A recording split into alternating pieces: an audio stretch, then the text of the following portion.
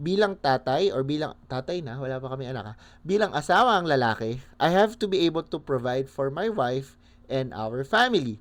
So, nakagets niyo yung point ko. This is why I cannot fail as a husband and as a father. And alam ko, ganun din yung mindset ng karamihan. Hopefully, ng lahat ng mga katatayan sa buong mundo. Hello? Sound check. 1, 2, 1, 2. Alright, let's go. What is up, everyone? Welcome to the Good Life with David podcast. I'm so glad that you're here and I hope that you find value in the things that we will be talking about today. For this episode, may susubukan lang tayong bagong mic at may susubukan tayong bagong camera. I'm hoping na maging okay ang kalabasan para in the next episodes of our podcast ay mas okay na yung quality ng ating podcast. Yun lang. Bago ko i-record ng episode na to, binalikan ko yung mga previous episodes, at least yung last 3. Yung una or yung pangatlo before this video, 10 months ago. And then followed by 6 months. Tapos the latest was 3 months ago. Sobrang tagal ng interval ko. Kahit meron naman akong means to record an episode, to do more content. It's just that I am so scared of the content not being good enough for you to watch, for you to consume, or walang manood, walang magbasa, this and that. And yung fear na yon sobrang crippling na nahihinder ako gawin yung mga bagay na gusto kong gawin. And we'll discuss more of that later on. So basically, this is the first episode of The Good Life with David for 2025. And then, marami pa sigurong kasunod dito kasi coming into this year, sabi ko mas gusto kong magbigay ng effort into making more content. Yun yung isa sa mga goal ko this year, magkaroon ng more content for you to enjoy. Na-enjoy nyo ba yung content? But anyway, sana nga na-enjoy nyo at meron kayong natututunan kahit pa ilan-ilang bagay. Ang dami nangyari nung taong 2024. Isa na doon ay ako ay kasal na. I'll talk more about this on a different episode kasama siya, pero I just wanna share a glimpse of what happened last year. I think I'll be able to share a few snaps from our wedding day. Pero share ko na lang din bago tayo magpatuloy sa episode na to. We got married on September 15, 2024. That's our first year anniversary as a couple. So, very firm kami sa idea na gusto namin ikasal sa unang taon namin bilang mag-boyfriend and girlfriend. And then, ang plano namin sana originally was to be married sa Huwes. Tapos, siguro parents lang. Nasuggest namin at naisip din namin na mas okay kung ikasal kami sa church, ikasal kami ng pastor, at ma-invite na rin yung immediate family namin. So, we were able to organize and plan our wedding in a matter of few months. Tapos kinasal na nga kami September 15. 25 lang ang imbitado. Ilan from Dana's family, 3 lang from my own family, 3 friends, mga ninong at ninang. Yun lang. Sobrang limited lang yung budget namin. Pero gusto namin andun yung mga iilan sa special na mga tao sa aming mga buhay. At ang gusto namin mangyari, everything will be secret. And we were able to keep it a secret for 3 months. Konti lang talaga yung nakakaalam. Actually, yung mga invited lang. Tapos yung immediate family ko.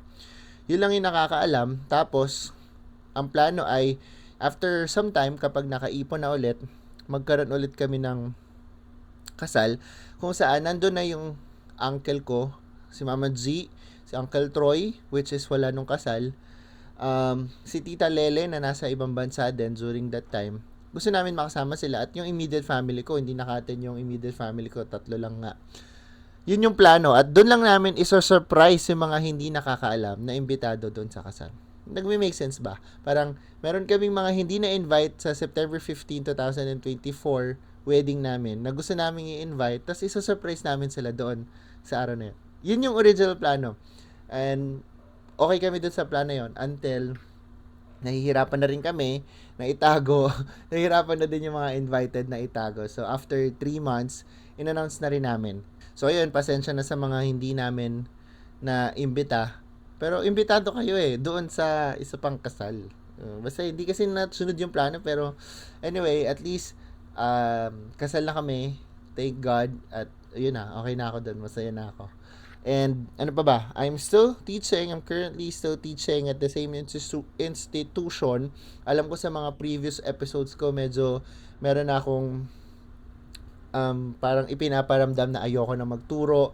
And thank God, nagstay ako this year at meron pa rin ako teaching loads kasi I realized that I love teaching. And teaching is what I am good at. Teaching is what I am passionate about. So, happy ako na nagtuturo pa rin ako ngayon. And, isa sa paborito ko ding nangyari bukod sa kasal ko ay tapos ko nang bayaran si Coco. Kung hindi nyo kilala si Coco, siya yung aking kulay brown, kulay chocolate na motor. And ayun na, yun lang. Tapos nabayaran yung motor ko. Masaya lang sa pakiramdam. Anyway, ang pag-usapan natin ngayong araw is how to deal with the fear of failure. Papamagatan natin siyang what if I fail?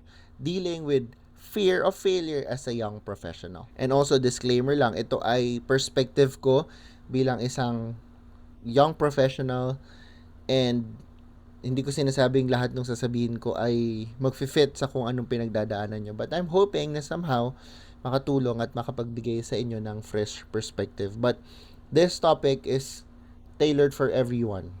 Okay? Kasi alam kong lahat tayo at one point in our lives nakaranas ng fear of failure. Also, one main reason why I wanted to do this podcast is for this episode to serve as a reminder for me to get out of the fear of failing. So, whenever the fear of failure comes up, panorin ko tong episode na to. Parang it's me reminding my future self na yan, this. Yeah. So, sana nagigets din yung point ko. But anyway, growing up, siguro nung nag-start ako mag-college, nalayo ako sa aking parents, sa aking comfort zone. Doon ako sa Maynila nag-aaral, doon ako nag-dorm. Nag-start siguro yung pakiramdam ko na feeling ko I am left behind. Feeling ko I'm left behind. And even to this day, meron pa rin akong ganong pakiramdam. Feeling ko I am past my prime. Kahit 25 years old pa lang ako. Feeling ko lipas na ako. Parang dumating ako sa part na magaling ako pero ngayon wala na. Pangkaraniwan na lang ako. Yun yung isa sa fear na meron ako. And yung ganong mindset ay nagiging hindrance sa akin to perform well and to perform better. Kasi nga, ang thinking ko is siguro papalpak lang din naman ako or siguro hindi na ako good enough to do these things the way I used to do them before. Pero definitely isa yun sa mindset ko. Isa sa nagiging mindset ko is I am left behind and I am past my prime. Mamaya siguro i-share ko sa inyo kung bakit ko nagiging mindset yon at kung bakit hindi natin siya dapat maging mindset. And even though sharing that makes me feel vulnerable, I also want to do that or share that because aware ako, ina-assume ko na may iilan sa inyong ganun din yung nararamdaman kahit ang bata nyo pa. Okay? And kung tutusin, for example, you're a young professional like I am. So, kausapin ko lang yung mga young pro. For example, I am only 25. Pero sa akin, I am already too old. Parang sa isip ko, again, katulad sinabi ko kanina, I am already past my prime.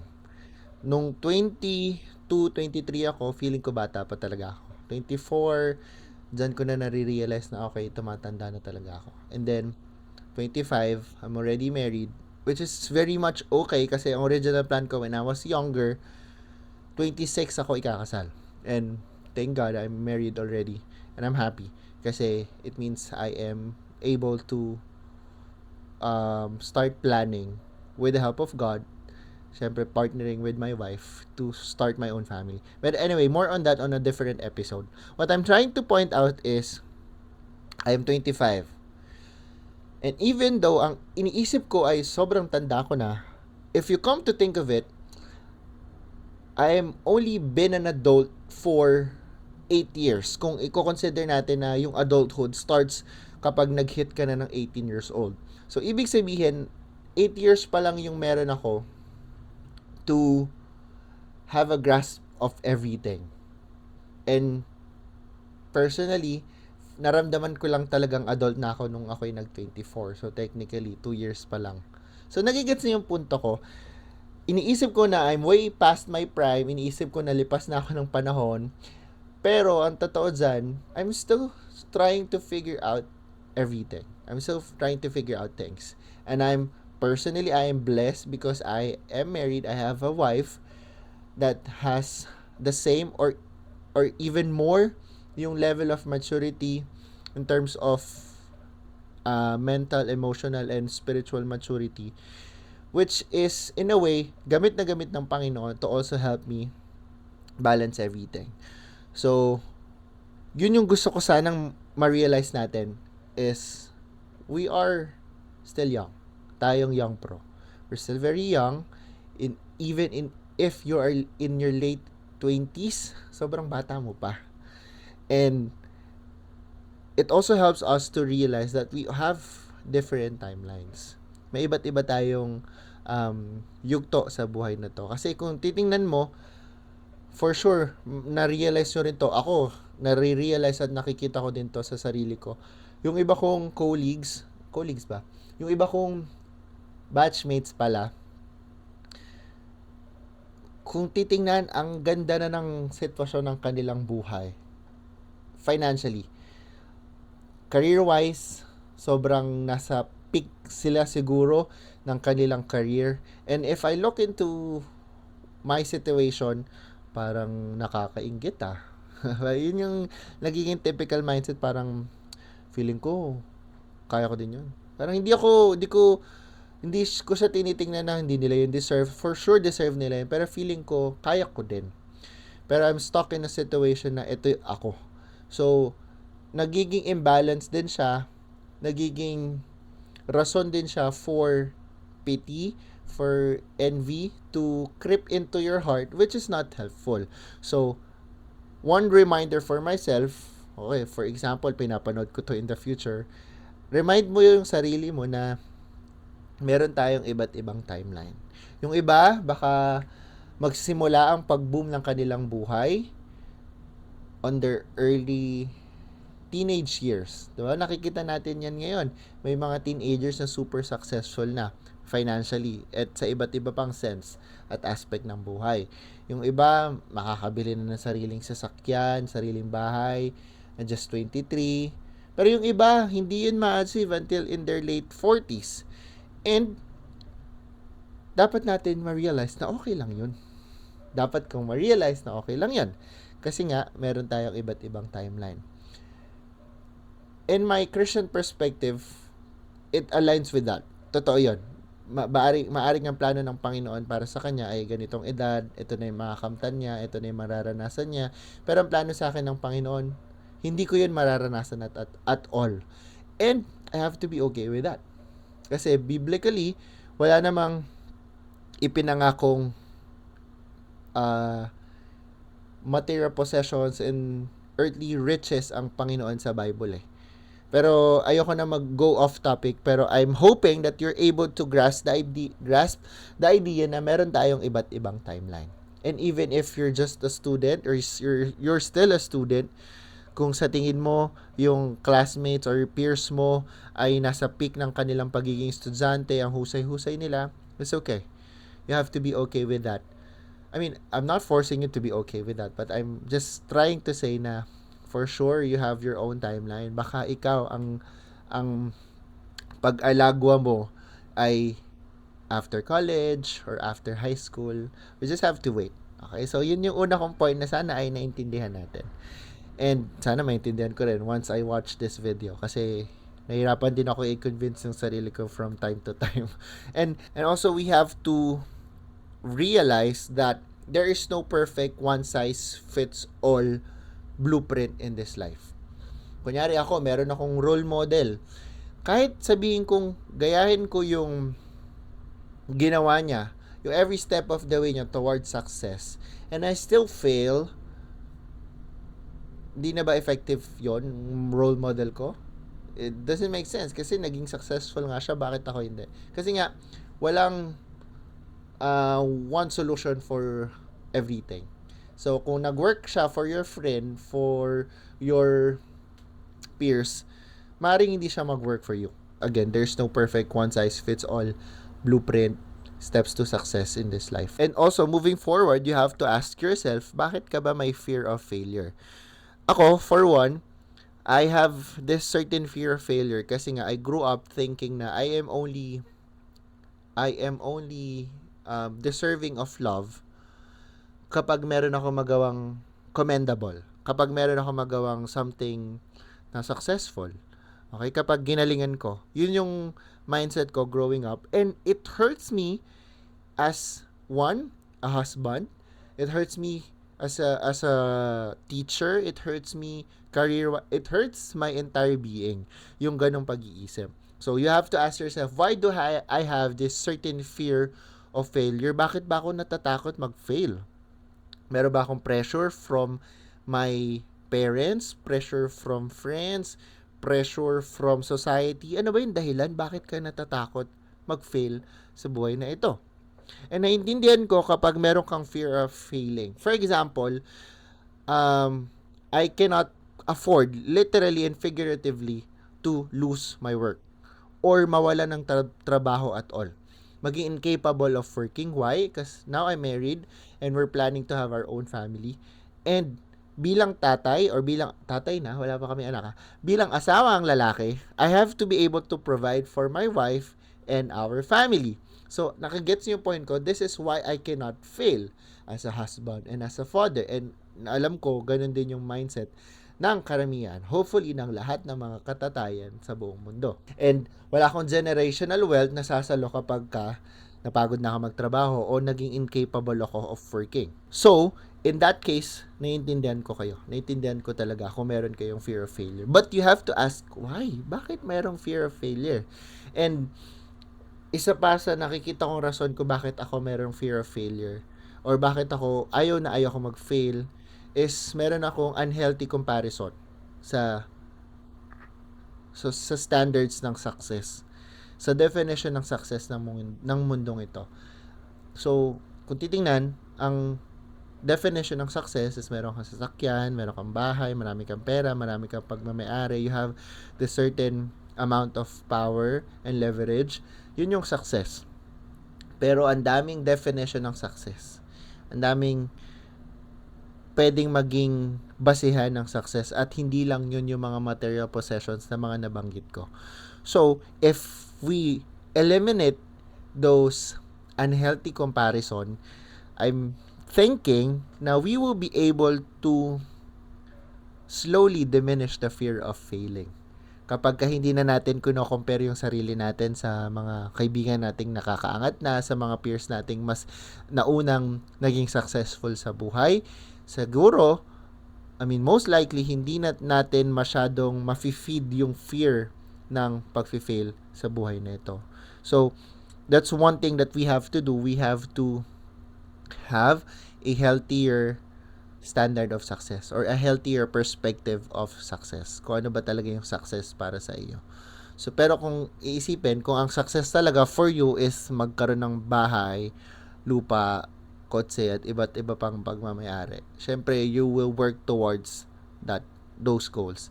Pero again nga, meron iba't ibang definition ng success.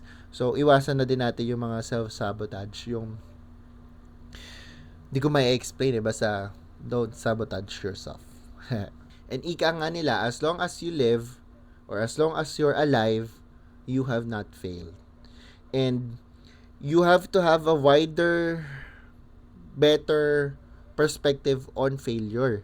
Kailangan mas lawakan mo pa yung pananaw mo sa mga failure sa buhay na ito.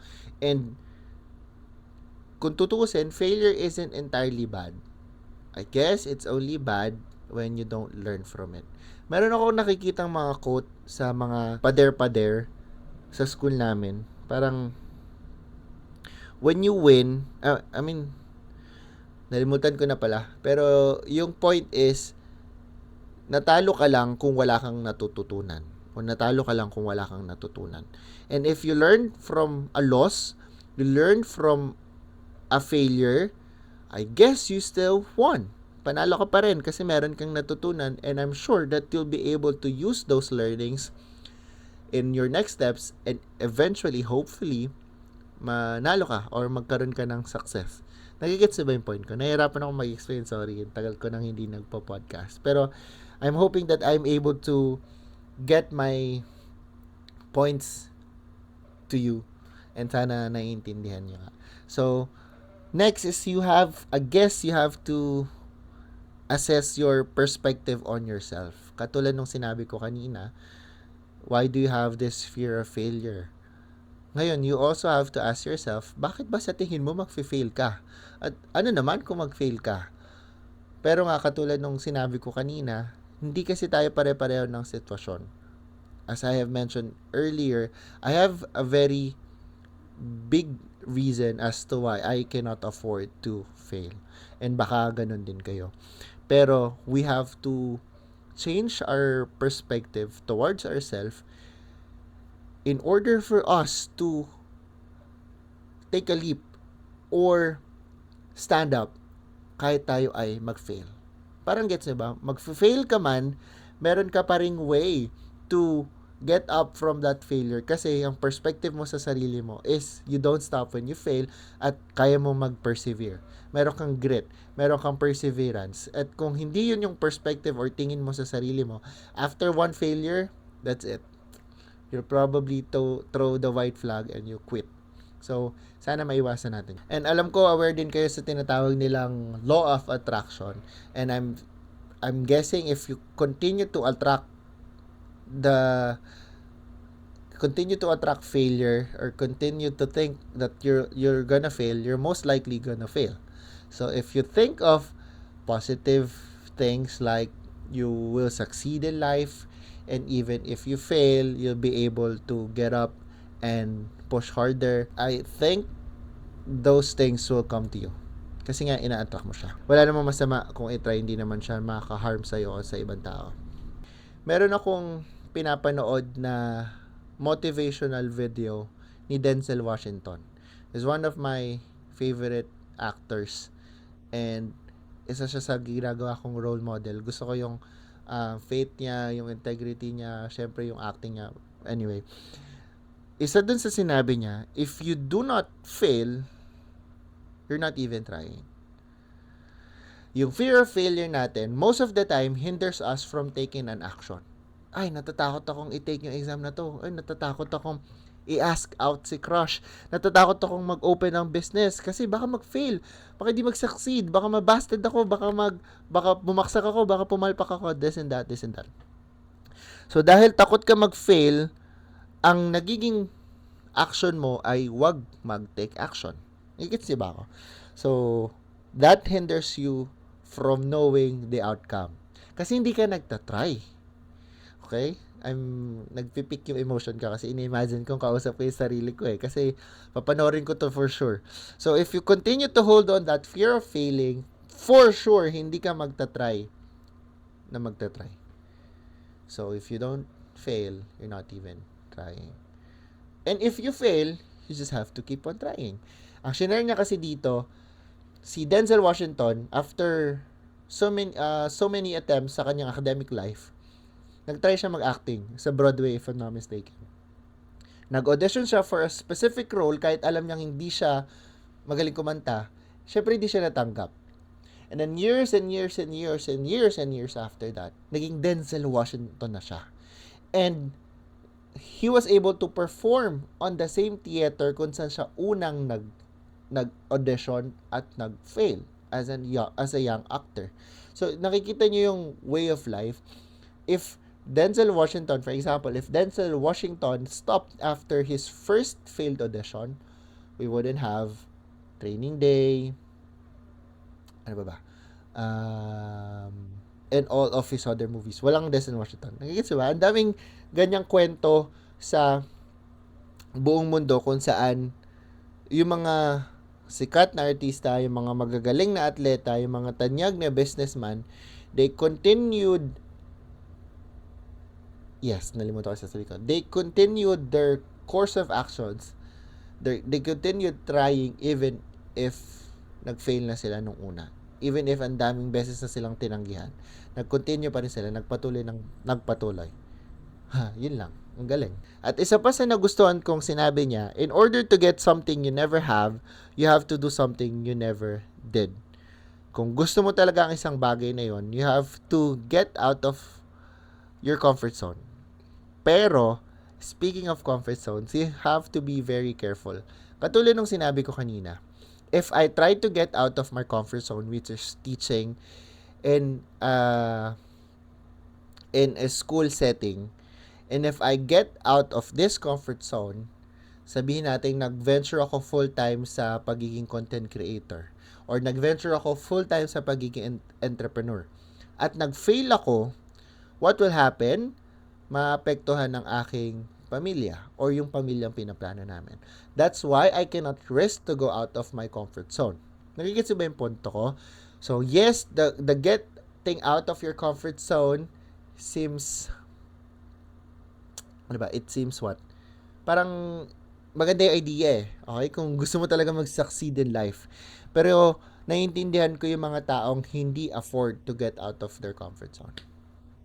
So, okay lang. Kung hindi mo pa kaya lumabas sa bagay, sa sistema, sa sitwasyong komportable ka. Okay? Kasi nga mahirap. Hindi naman guaranteed yung success. Hindi naman guaranteed yung magandang outcome kapag lumabas ka sa iyong comfort zone.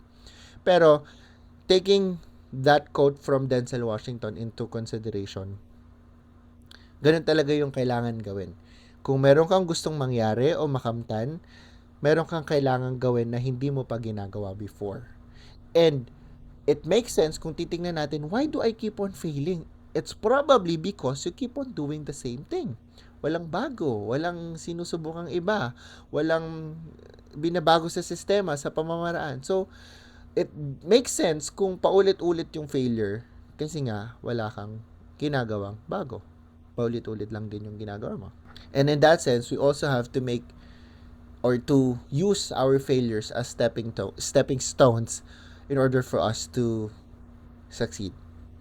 Okay? Nakikita mo? So, pag nag-fail, gamitin mo siyang motivation, gamitin mo siyang drive for you to do better, for you to practice harder, for you to do more, this and that. I'm hoping that you'll be able to meditate yung mga pinag-usapan natin ngayon. And first, ask yourself, why do you fear failing? And then you also have to assess yourself yung kung ano ba yung perspective mo sa sarili mo.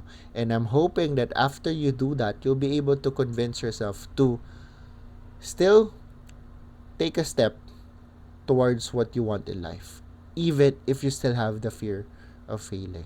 And that's probably it for this episode. Alam kong medyo mahaba, pero I enjoy doing podcast. So I'm hoping that you are able to at least learn a thing or two sa episode na ito. And I have no promises, but since I have the means to record more episodes for the podcast, mas magre-record na ako. And if okay lang, kung sa tingin yung may friend ka na matutulungan din ng episode na to, I would super appreciate you sharing the podcast to them, sharing the podcast to your feed, to your Instagram story. Kasi in that way, more people will be able to listen to our podcast episode. Pero kung hindi, sa tingin mo hindi makakatulong, wag mo na i-share.